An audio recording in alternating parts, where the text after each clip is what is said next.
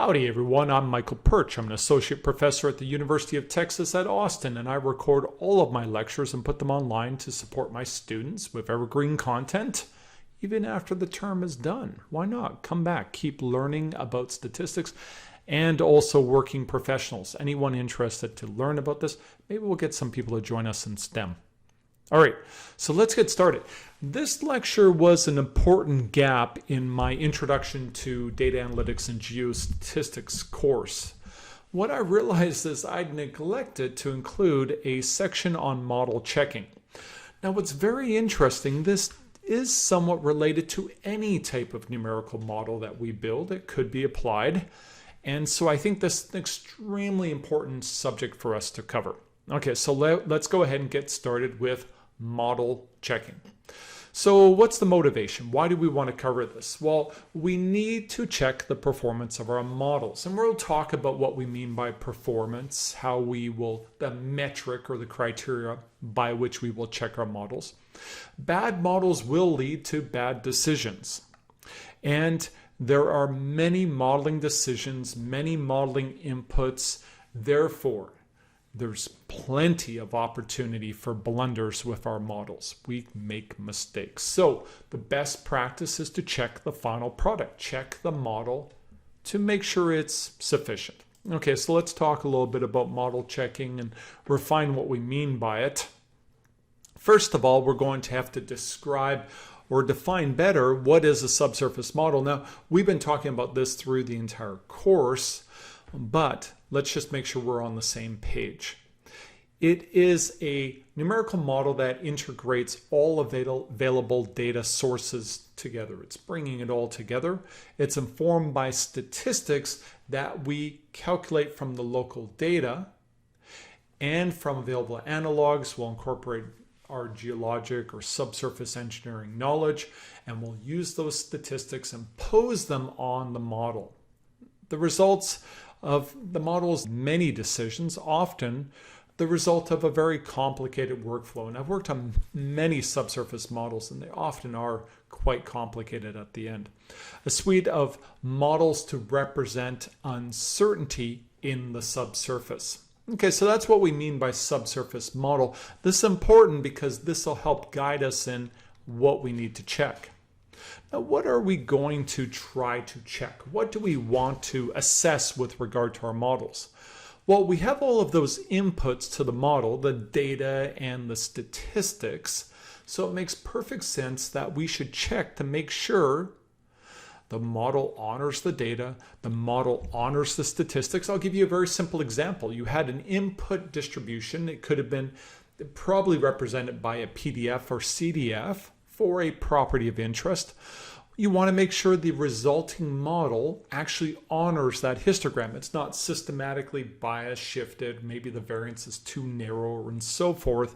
You need to check your distributions. It was an input, you expect it as an output in the model. Accurate spatial estimates. This is critical. You want to check the ability of your spatial model to make estimates away from the measured data.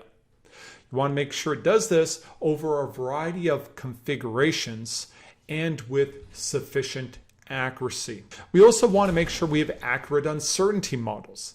The uncertainty model, at every location, we have a model of the range of possible outcomes, the distribution of possible outcomes. We want to make sure that that's fair given the amount of information available and given all of the various sources of uncertainty. We've got to check that too.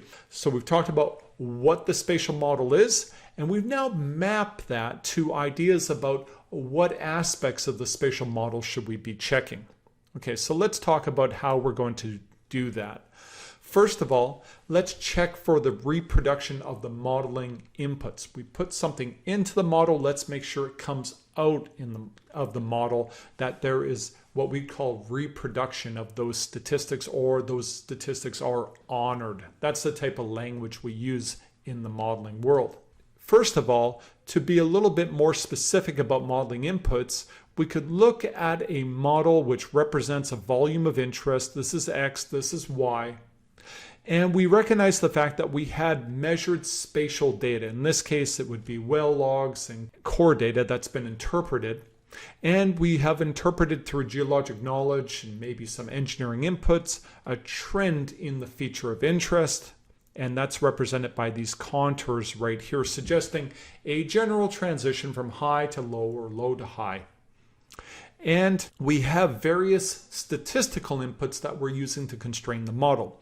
For the property of interest, this could be porosity. We would have the PDF. We have carefully modeled that, debiased it from available data, and now we impose it on the model. We expect that to be reproduced. The variogram model for porosity is shown right here.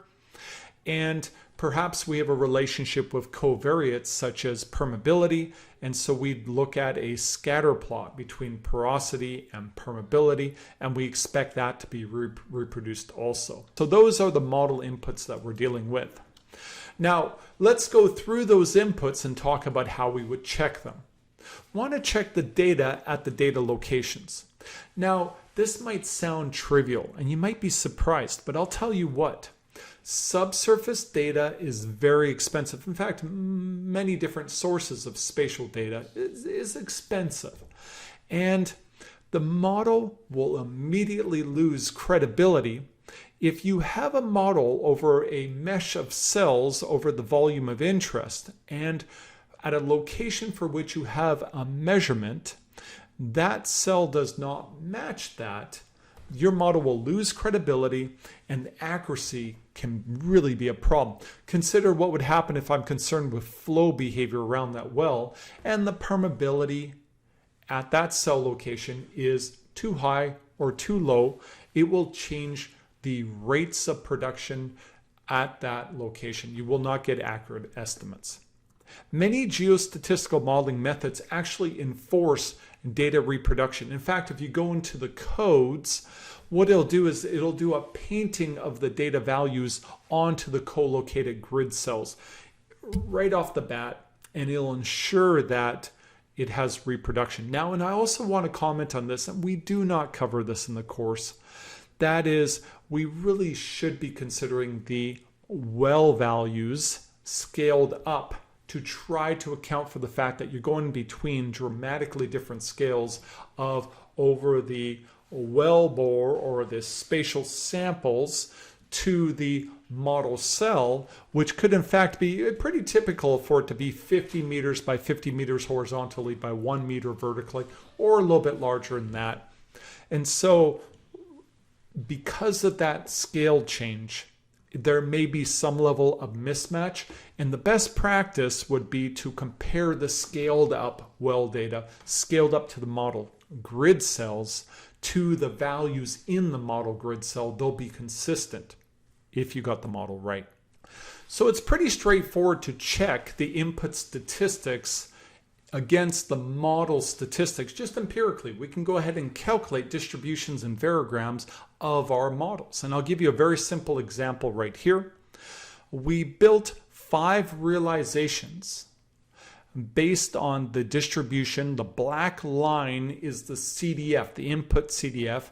The red lines are the output distributions for each of the 5 realizations. And we can immediately look and see that we have a little bit of fluctuations or changes, but on average, we're in the right place. There's not a systematic bias. In fact, these fluctuations are expected. They're known as ergodic fluctuations. They're statistical fluctuations, and they actually can be related to the length scale of the spatial continuity versus the size of the model. If you have small continuity or range of continuity relative to model extent, they will dampen quite a bit, and vice versa. Okay, so now here's 2 more examples right here. Overall, pretty good performance. Could be a little bit concerned with the performance of the CDF right here, but I would really want to calculate many more models to see if maybe I just happen to have 5 realizations that are a little bit low on the cumulative probability on the lower end of the distribution.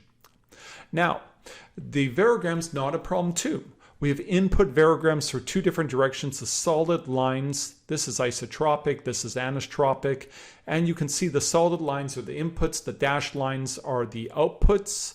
And you can go ahead and compare, just like with the CDF, we'd expect it to be centered, but have a little bit of fluctuation. Overall, pretty good performance. Could run some more models to really check. These are the ideas of checking the data and checking the input versus model statistics. Now, let's talk about cross-validation of the estimates, the spatial estimates. This is really important because we're building spatial models. I want to be able to check the ability of my model to make an estimate away from the data locations. In other words, I have a volume of interest. I have the available sample, spatial sample data right here. I want to see if my model is able to make good predictions away from those spatial samples. What we're going to show you is we'll do this by producing a plot like this, the estimate versus the truth. And we're going to do this using withheld data. Now, this is critical for our assessment of resource in place or contaminant at specific locations or groundwater resources. No matter what it is, it's important to be accurate away from the data. And if we don't do this well, we're likely to make poor decisions with our models. We'll make poor development decisions. We'll put the groundwater wells in the wrong place. We won't do the subsurface contaminant remediation in the right place. We need to get this right. But here's a weird problem, and that is we don't have the data away from the data. I know that sounds axiomatic and a little bit silly, but it's true. We want to test the performance of our model away from the data, but we don't know the truth away from the data. So we're going to have to do something, a cross-validation method. Now we'll talk about two different types of cross-validation. What we do is we split the data into a train and test subset. They're mutually exclusive, exhaustive groups. We don't throw anything away, but we'll take 15 to 30% of the data and we'll declare it's test data. We pull it away, we hide it. We don't look at it. Don't peek, okay? You're not allowed to use it at all. So we got a subset of our data as test, the red spatial data right here. Now what we do is we build our model and we calculate the estimates at those locations and we can plot the estimates versus the truth. We bring the truth back, we unlock the vault, we retrieve it. We're done modeling. We're not allowed to cheat, okay? And we go ahead and we check it and we see how they relate to each other. Now, we got to be a little bit careful here. We got to ensure that the difficulty of these estimates is a simulation of the real world use of the model. In other words, it would not be okay to use testing data that are only very close to training data. That's too easy. That's way too easy. And likewise, I don't want to use testing data that are just really far away from the training data. That would be too hard. Unless that's the intended use of the model, is always to make estimates very far away, then probably you'd want to do that. We're simulating the use of the model.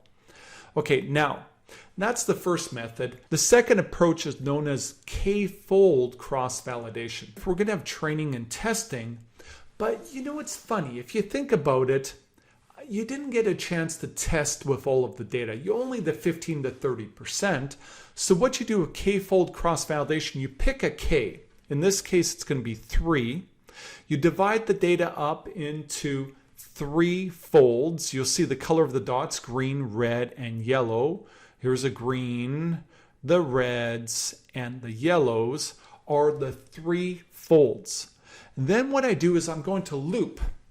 I'm going to go ahead and I'll say, take the first fold as test, build the model. Now see how we performed at those first fold test locations. Okay, start all over again. We're going to build 3 separate models, one model for every k fold. And we're going to take the second fold as test, build the model. And then we'll do the third fold and we'll repeat. Now, to be a fair test, the test data cannot inform any part of the model. The variogram, the distributions, the trends, none of it. You really have to have amnesia to do this right. You have to say, I built the first model with the first fold as test. Now I forgot what that looked like. I forgot everything I learned and I start all over again. Otherwise, you'll be cheating. You'll be using all of the data for all of the models, and that will make it too easy. This does require K models to be calculated, one for every one of the folds, but it is more robust because you get to test at all of the data locations, and so you'll find that you'll get a more reliable assessment as long as you don't do any cheating with this, okay? Can't use the data to help that's in the test set every time you build.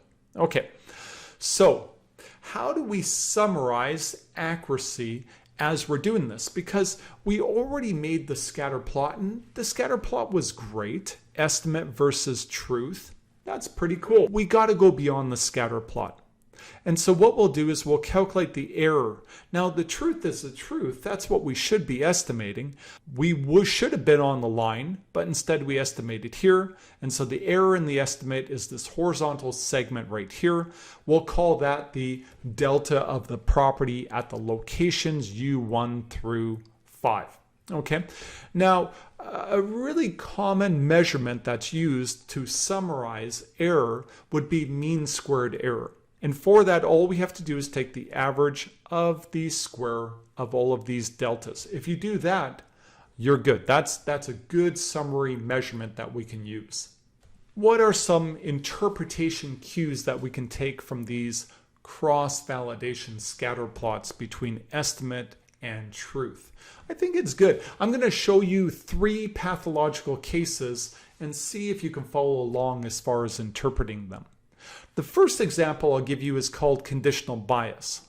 What that means is you systematically overestimate the lows and you systematically underestimate the highs. Another way to think about it is your estimation model has too little variance, and so the slope is in fact inflated. You're not on the 45-degree line. This commonly happens when we underfit our models. Truncation. This is another common problem, and usually it's due to a mistake with the algorithm, a blunder with the data, and so forth, where what's actually happening here is there's an artificial truncation in our estimates. All of the estimates that should have been in this area are collapsed onto this line right here. We should check for truncation. That is a pretty severe issue with our model. Systematic bias. What we see here is that the values we estimate are systematically too high. Now, it's always possible we could be in this situation when they're systematically too low. We want to be right on the 45-degree line so we don't have a systematic bias nor a conditional bias related to high or low values. This is really animated now. Fun, eh? Okay, so these are some interpretation cues. Don't throw away the cross-validation plots. There's information there. Look at the distributions of error, look at the mean squared error, but also look at these plots right here. Okay, so let's talk about how we check the entire uncertainty model. This is something most people neglect to do, and I think is very powerful. So geostatistics, a branch of statistics, is all about building uncertainty models, which means at the unknown location, we get more than just an estimate. We get the entire uncertainty distribution. It would make sense for us to check the entire distribution to make sure that's correct. Okay, not just the single estimate from the distribution. That's really kind of throwing away a lot of good information. We need to determine if the uncertainty model performs well. Is it a fair uncertainty model? It's wide enough, it's not too narrow, and so forth. We're going to use a modified form of cross-validation.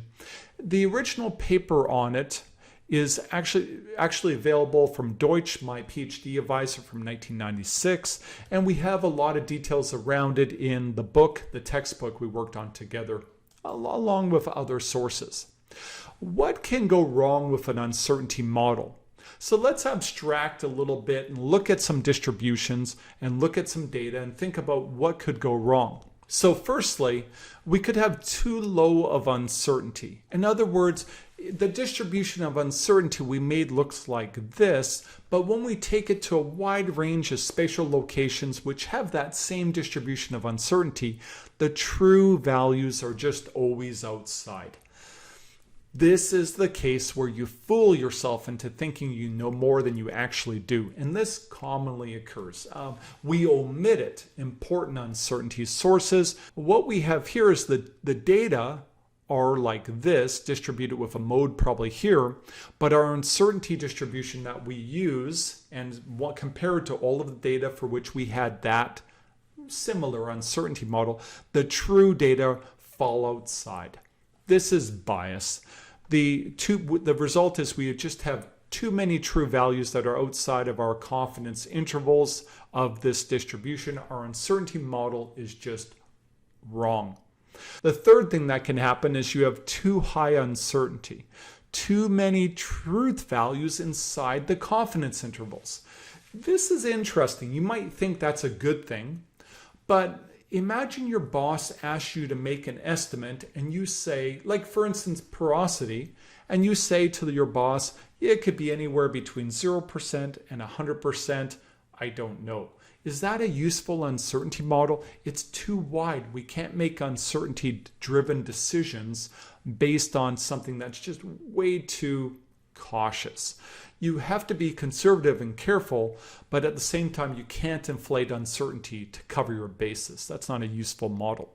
Okay, so what do we want to do? We want to build what we call an accuracy plot named by the original publication. It's a method to cross-validate uncertainty. Now the approach is this. We're going to withhold testing data and estimate the uncertainty distributions at the testing data locations. So far so good. This is basically the same as cross-validation for estimates, but we're considering the entire uncertainty distribution. Now we're going to take the true values, the data values at those locations with the uncertainty distribution and calculate the cumulative probability value. We'll find out if it's a P50, a P10, a P13, or whatever it might be. Then for a set of symmetric probability intervals, i.e. the P10 to the P90, the P20 to the P80, and so forth, we'll go ahead and calculate the proportion of testing data from their cumulative probability values that lie within that interval. For example, if your data had a cumulative probability value of 64%, it would be within the 40% probability interval going all the way from 30% all the way up to 70% and so forth. Then what we're going to do is we're going to plot the proportion of data in the interval versus the probability interval. I'll go ahead and show this to you for a single confidence interval in the case where we have only 5 testing data. Now, in reality, we would have many more testing data. We'd get better resolution on the result, but I'll show you this trivial example by hand. Okay, so what we have here is we're going to have 5 testing data, 5 different locations.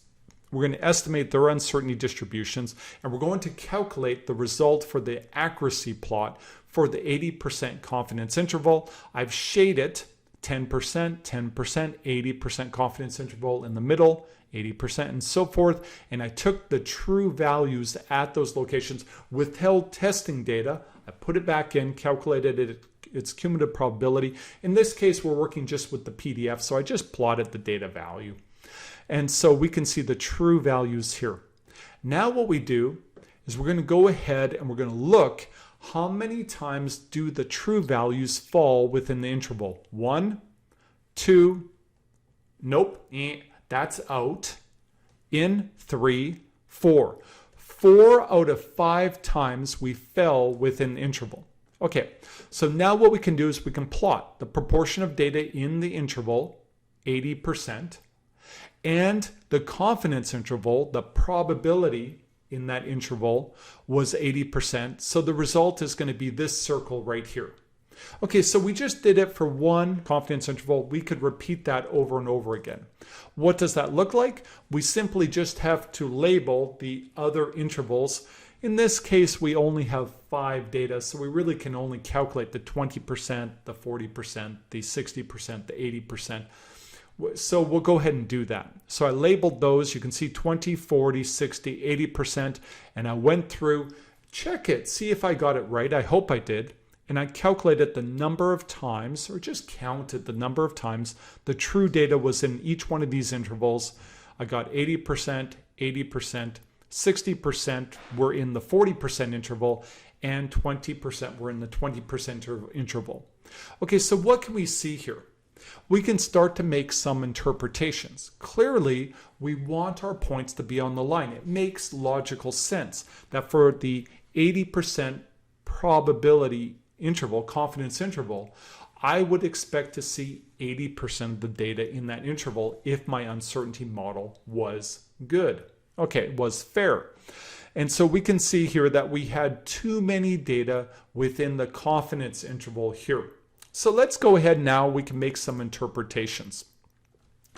If we have points above the line like this on our accuracy plot, checking our uncertainty model over all of the testing data, that indicates that we're accurate, but we're imprecise. The uncertainty is too broad. We probably don't have a bias in the model, but our uncertainty is too wide, so that's imprecise. We want to have something that's precise and accurate. How do we get that? Well, I'll tell you right away. If we're on the 45-degree line, like that first example we calculated, then we're accurate and precise. That's ideal. That's what we want to do. If we're below the 45-degree line, we're inaccurate, we're imprecise, the uncertainty is too narrow, we're fooling ourselves, or our model's just biased, we're shifted. Okay, and we don't want that to happen either. So these are the interpretation cues that we can use with these accuracy plots. A very powerful methodology to be able to test or check the model, the uncertainty model for our spatial model. Okay, so we covered just now model checking. We talked about checking the model inputs. We talked about cross-validation for the accuracy of the estimates and cross-validation for the accuracy or goodness of our uncertainty model. I hope this was a useful discussion for you. I'm Michael Pyrcz. I'm an associate professor at the University of Texas at Austin, and I teach and conduct research on spatial data analytics, geostatistics, machine learning. If you're interested in collaborating, if you're interested in working together on a research project, if you're interested in going to grad school, so forth, go ahead and contact me. I'm always happy to discuss. Anyway, everyone, thank you very much for tuning in. Stay safe.